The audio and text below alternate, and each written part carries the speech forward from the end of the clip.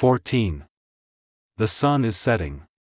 Soon I'll have no choice but to return to base, where I'll have to sit still and listen to my father speak instead of shooting a bullet through his open mouth.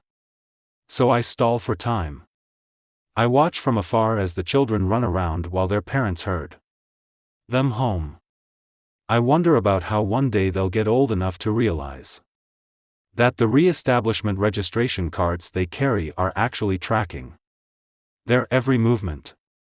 That the money their parents make from working in whichever factories they were sorted into is closely monitored. These children will grow up and finally understand that everything they do is recorded, every conversation dissected for whispers of rebellion. They don't know that profiles are created for every citizen, and that every profile is thick with documentation on their friendships, relationships, and work habits, even the ways in which they choose to spend their free time. We know everything about everyone. Too much. So much, in fact, that I seldom remember we're dealing with real, live people until I see them on the compounds. I've memorized the names of nearly every person in Sector 45. I like to know who lives within my jurisdiction, soldiers and civilians alike. That's how I knew, for example, that Private Seamus Fletcher, 45B, 76423, was beating his wife and children every night. I knew he was spending all his money on alcohol. I knew he'd been starving his family. I monitored the rest dollars he spent at our supply centers and carefully observed his family on the compounds. I knew his 3 children were all under the age of 10 and hadn't eaten in weeks. I knew that they'd repeatedly been to the compound's medic for broken bones and stitches. I knew he'd punched his 9-year-old daughter in the mouth and split her lip, fractured her jaw, and broken her 2 front teeth. And I knew his wife was pregnant. I also knew that he hit her so hard one night she lost the child the following morning. I knew, because I was there. I'd been stopping by each residence, visiting with the civilians, asking questions about their health and overall living situations.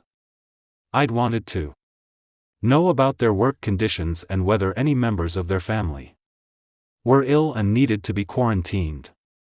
She was there that day. Fletcher's wife. Her nose was broken so badly that both her eyes had swollen shut. Her frame was so thin and frail, her color so sallow that I thought she might snap in half just by sitting down. But when I asked about her injuries, she wouldn't look me in the eye. She said she'd fallen down, that because of her fall, she'd lost the pregnancy and managed to break her nose in the process. I nodded, thanked her for her cooperation in answering my questions, and that I called for an assembly. I'm well aware that the majority of my soldiers steal from our storage compounds. I oversee our inventory closely, and I know that supplies go missing all the time. But I allow these infractions because they do not upset the system. A few extra loaves of bread or bars of soap keep my soldiers in better spirits. They work harder if they are healthy, and most are supporting spouses, children, and relatives. So it is a concession I allow. But there are some things I do not forgive. I don't consider myself a moral man. I do not philosophize about life or bother with the laws and principles that govern most people. I do not pretend to know the difference between right and wrong. But I do live by a certain kind of code. And sometimes, I think, you have to learn how to shoot first. Seamus Fletcher was murdering his family. And I shot him in the forehead because I thought it'd be kinder than ripping him to pieces by hand. But my father picked up where Fletcher left off. My father had 3 children and their mother shot dead, all because of the drunken bastard they depended on to provide for them. He was their father, her husband. And the reason they all died a brutal, untimely death. And some days I wonder why I insist on keeping myself alive. 15. Once I'm back on base, I head straight down. I ignore the soldiers and their salutes as I pass by, paying little attention to the blend of curiosity and suspicion in their eyes. I didn't even realize I was headed this way until I arrived at headquarters, but my body seems to know more about what I need right now than my mind does. My footfalls are heavy, the steady, clipping sound of my boots echoes along the stone path as I reach the lower levels.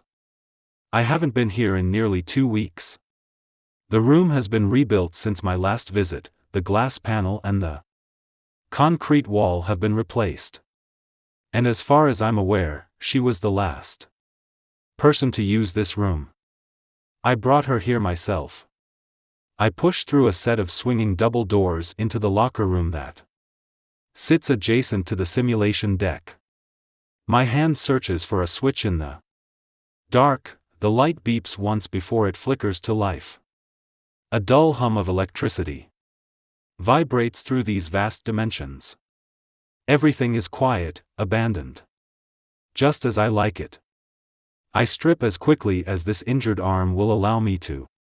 I still have 2 hours before I'm expected to meet my father for dinner, so I shouldn't be feeling S0 anxious, but my nerves are not cooperating. Everything seems to be catching up with me at once.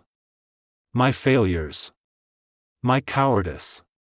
My stupidity. Sometimes I'm just so tired of this life. I'm standing barefoot on this concrete floor in nothing but an arm sling, hating the way this injury constantly slows me down. I grab the shorts stashed in my locker and pull them on as quickly as I can, leaning against the wall for support. When I'm finally upright, I slam the locker shut and make my way into the adjoining room. I hit another switch, and the main operational deck whirs to life. The computers beep and flash as the program recalibrates. I run my fingers along the keyboard. We use these rooms to generate simulations. We manipulate the technology to create environments and experiences that exist entirely in the human mind.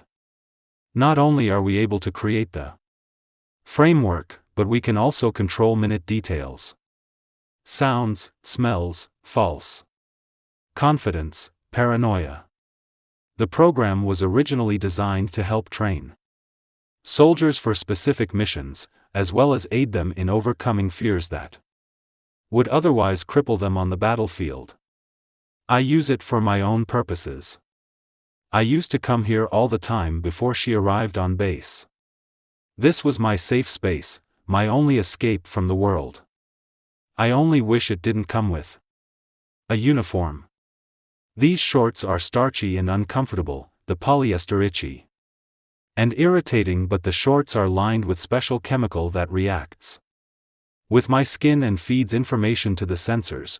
It helps place me in the experience and will enable me to run for mile without even running into actual physical wall in my true environment. And in order for the process to be as effective as possible, I have to be wearing next to nothing. The cameras are hypersensitive to body heat and work best when not in contact with synthetic material. I'm hoping this detail will be fixed in the next generation of the program. The mainframe prompts me for information. I quickly enter an access code that grants me clearance to pull up a history of my past simulations. I look up and over my shoulder as the computer processes the data. I glance through the newly repaired two-way mirror that sees into the main chamber. I still can't believe she broke down an entire wall of glass and concrete and managed to walk away uninjured. Incredible. The machine beeps twice. I spin back around. The programs in my history are loaded and ready to be executed. Her file is at the top of the list. I take a deep breath, try to shake off the memory. I don't regret putting her through such a horrifying experience. I don't know that she would ever allowed herself to finally lose control, to finally inhabit her own body, if I hadn't found an effective method of provoking her. Ultimately, I really believe it helped her, just as I intended it to. But I do wish she hadn't pointed a gun at my face and jumped out a window shortly afterward. I take another slow, steadying breath. And select the simulation I came here for. 16. I'm standing in the main chamber. Facing myself. This is a very simple simulation.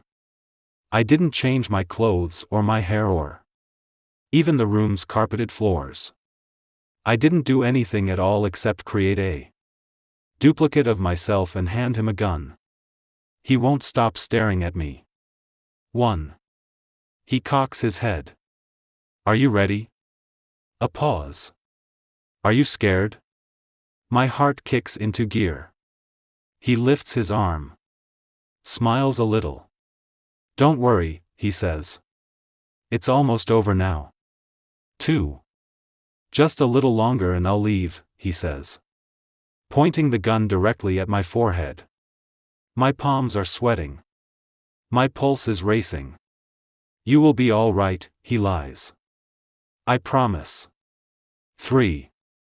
Boom.